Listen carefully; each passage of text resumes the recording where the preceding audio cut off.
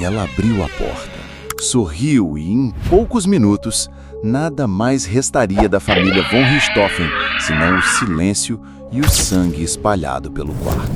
31 de outubro de 2002, São Paulo. Um crime brutal abalou o país e expôs um lado da natureza humana que poucos ousam acreditar que exista.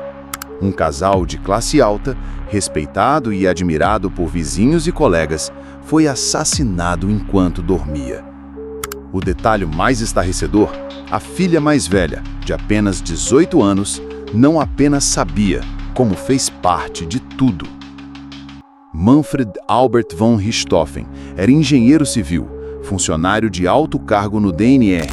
Sua esposa, Marísia, era psiquiatra, conhecida pela carreira sólida e pelo cuidado com os pacientes. Juntos, construíram uma vida de conforto e prestígio para os dois filhos, Suzane, 18, e Andreas, 15. A casa da família, de 2 andares, refletia essa estabilidade. Tudo parecia perfeito, até que, naquela madrugada, a perfeição foi despedaçada. Para entender como aquela noite aconteceu, precisamos voltar alguns anos, até o momento em que Suzane conheceu um jovem chamado Daniel Cravinhos. O que começou como um romance adolescente proibido se transformaria em uma obsessão sombria e, segundo a acusação, no combustível para um plano mortal. Nos próximos minutos, vamos seguir uma linha do tempo precisa, passo a passo, dos acontecimentos que levaram ao assassinato de Manfred e Marísia von Richthofen. Desde o primeiro encontro entre Suzane e Daniel, até o momento em que as portas da mansão se fecharam para sempre. Era 1999. Suzane, com apenas 15 anos, conheceu Daniel Cravinhos no aeroclube, onde seu irmão Andreas praticava aeromodelismo. Daniel não era como os garotos da escola particular onde Suzane estudava. Ele vinha de uma família simples, gostava de motocicletas, tatuagens e principalmente de viver intensamente. Para Suzane, ele era o oposto de tudo que seus pais representavam, e isso a atraía de forma irresistível. O romance cresceu rápido. Para Manfred e Marísia, Daniel era uma má influência. Ele não tinha uma carreira estável, não compartilhava dos mesmos valores e, segundo eles, poderia comprometer o futuro da filha.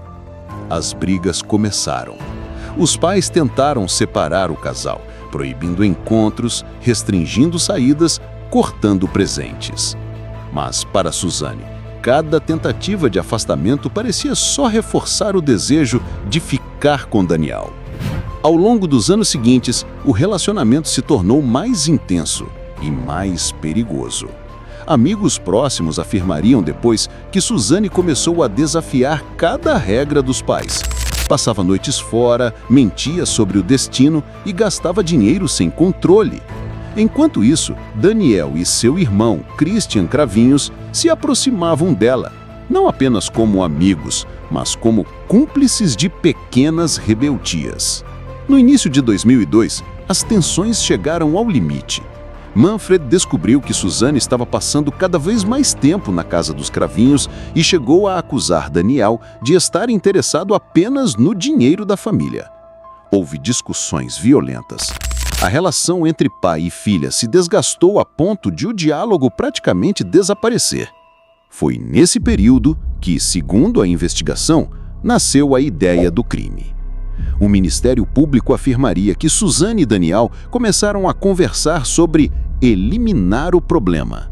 O plano incluía não apenas se livrar dos pais, mas também ter acesso imediato à herança, estimada em mais de $1 milhão.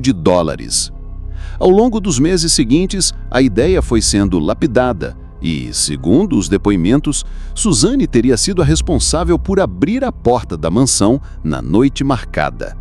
Um ato simples, mas que mudaria o destino de todos para sempre. Na madrugada de 31 de outubro de 2002, o plano finalmente seria colocado em prática. E os minutos que se seguiram entrariam para a história criminal brasileira como um dos assassinatos mais frios e calculados já registrados. Como conceber para uma jovem que tem tudo cometer esse tipo de crime? A gente não tem dúvida nenhuma. O objetivo ali era matar, não era lesionar. É cruel. Tava dormindo, não tinham defesa nenhuma. O que os colocou no local foi o excesso de cuidado deles para não estarem no local. 31 de outubro de 2002, uma quinta-feira. Enquanto milhares de famílias brasileiras se preparavam para dormir, 3 pessoas planejavam o início de uma madrugada sangrenta no bairro do Brooklyn, em São Paulo. Pouco antes das 23 horas, Suzane sai de casa com o irmão mais novo, Andreas, para levá-lo a um cybercafé. Ela sabia que isso o manteria longe da cena do crime. Enquanto isso, Daniel e Christian Cravinhos se aproximavam da mansão. No carro, barras de ferro cuidadosamente escolhidas para o ataque. A porta já estava garantida. Suzane a deixara destrancada.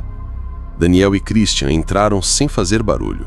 Subiram as escadas, conhecendo bem o caminho até o quarto do casal. Lá dentro, Manfred e Marísia dormiam profundamente. Foi então que o primeiro golpe caiu. E depois, o segundo e o terceiro. A perícia contaria mais tarde.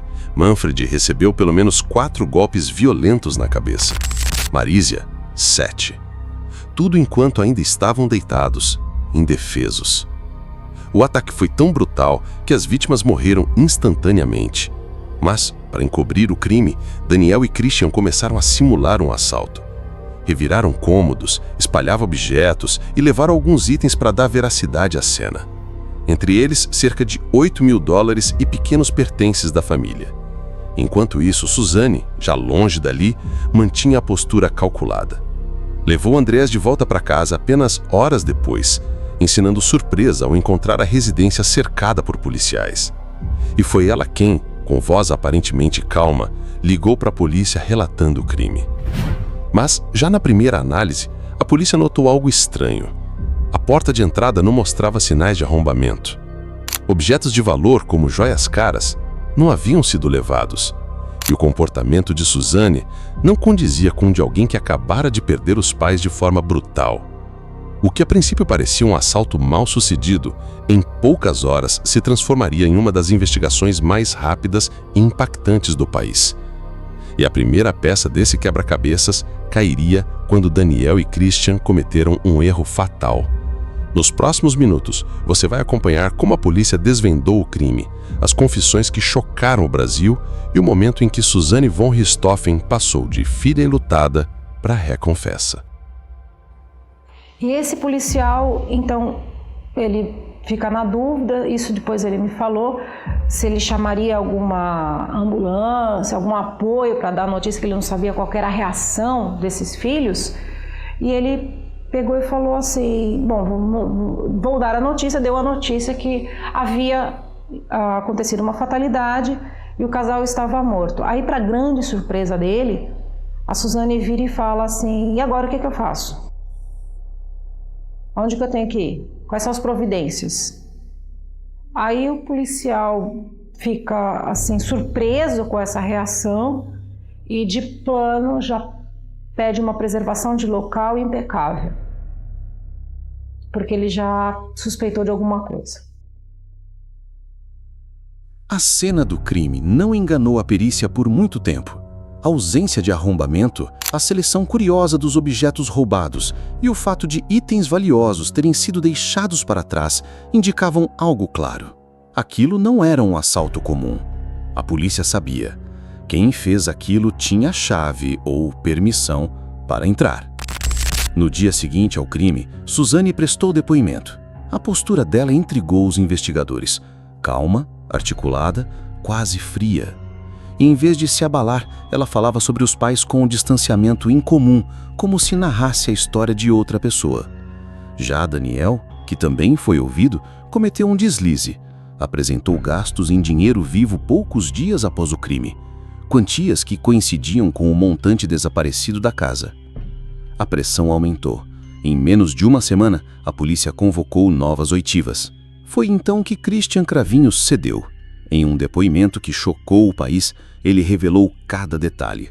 A entrada pela porta deixada aberta por Suzane, os golpes enquanto os pais dormiam e a participação ativa da namorada no plano. Quando confrontada com a confissão de Christian, Suzane inicialmente negou, mas não por muito tempo. Em poucas horas, admitiu ter ajudado a planejar o crime. A justificativa, segundo ela, vivia um relacionamento sufocado pela pressão dos pais que a impediam de ficar com Daniel. Mas para a acusação, a motivação real era simples: dinheiro. O caso rapidamente virou manchete nacional. Canais de TV, jornais e rádios noticiavam cada passo da investigação. Em 2006, 4 anos após o crime, o julgamento começou. A defesa tentou apresentar Suzane como vítima de manipulação de Daniel, dizendo que ela agiu sob influência emocional.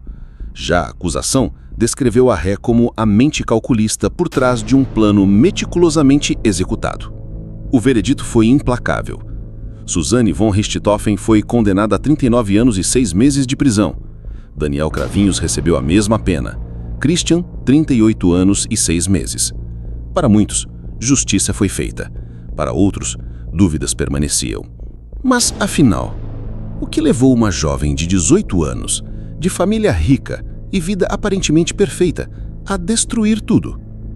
E será que conhecemos mesmo todos os detalhes desse caso?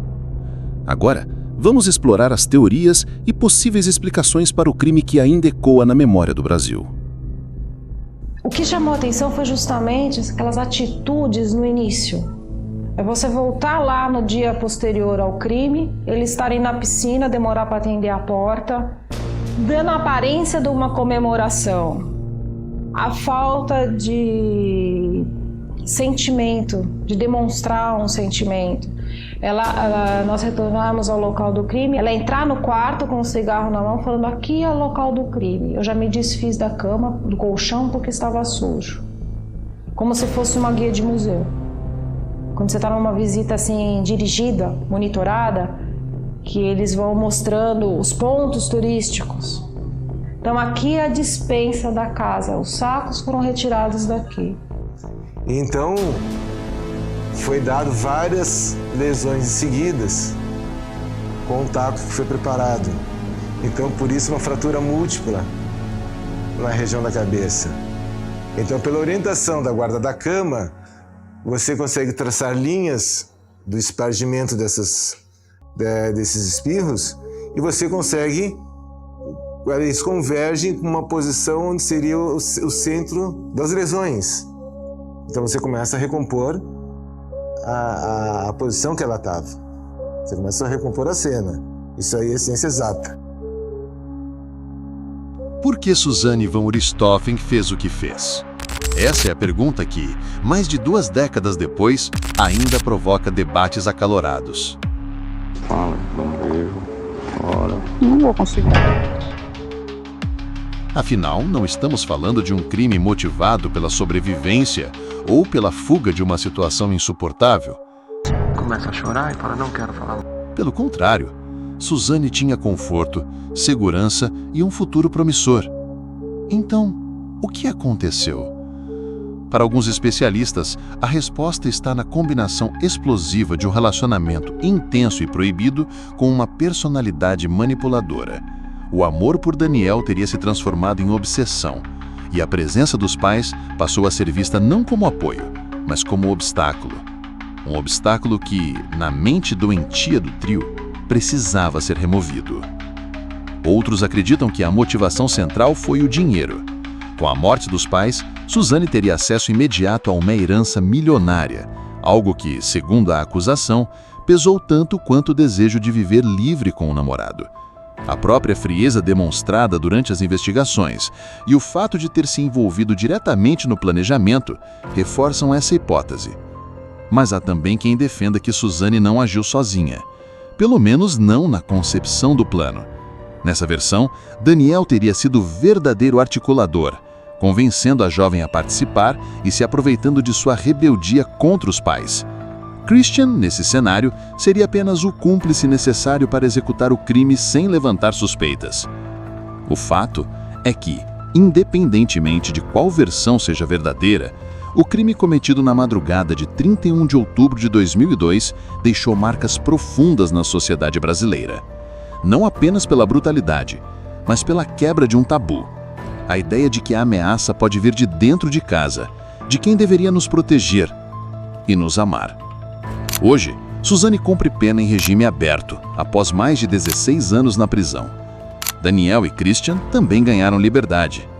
O caso ainda desperta curiosidade e alimenta livros, filmes e documentários. Mas uma verdade permanece. Ninguém fora daquela casa naquela madrugada saberá exatamente o que aconteceu, nem o que foi dito nos minutos finais de vida de Manfred e Marisia. E você? Até que ponto conhece as pessoas ao seu redor? Até que ponto confia nelas?